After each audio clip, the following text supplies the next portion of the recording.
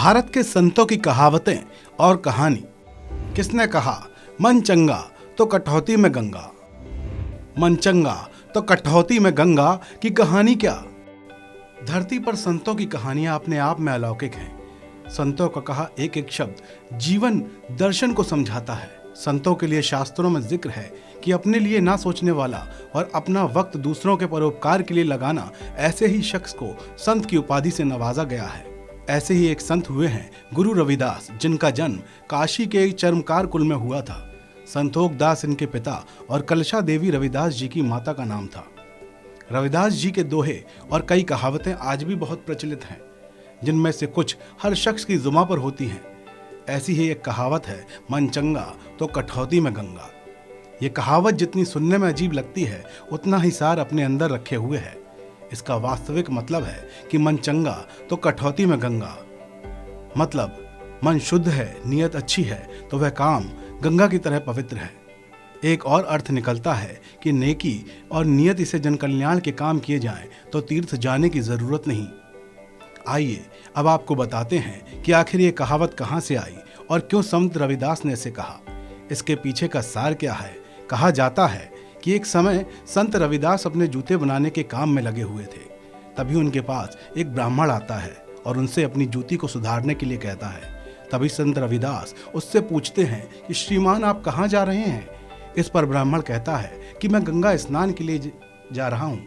तुम चमड़े का काम करने वाले क्या जानोगे कि गंगा स्नान से कितना अधिक पुण्य मिलता है।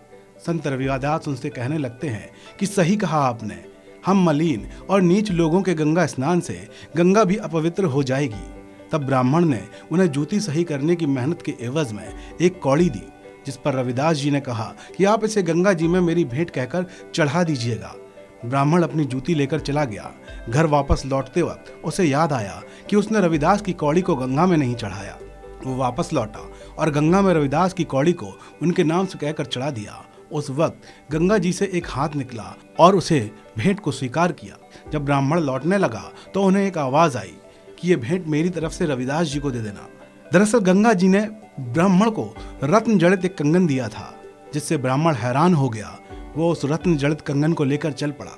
जाते जाते रास्ते में उसने सोचा कि रविदास को क्या मालूम कि माँ गंगा उसके लिए कोई भेंट दी है। ब्राह्मण सोचने लगा कि अगर मैं ये कंगन रानी को भेंट दे दूं तो राजा मुझे मालामाल कर देगा।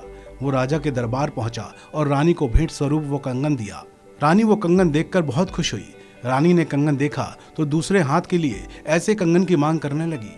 जब राजा ने पंडित से दूसरा कंगन मांगा तो पंडित के होश उड़ गए। वो घबरा गया। वो भागा भागा रविदास जी के पास पहुंचा और अपनी गलती मानते हुए सारी बातों को बता दिया। ब्राह्मण की बात सुनकर संत रविदास को क्रोध नहीं आया, बल्कि उन्होंने उसे माफ कर दिया और अपनी कठौती निकाली, उसमें पानी भरा और माँ गंगा का आह्वान किया।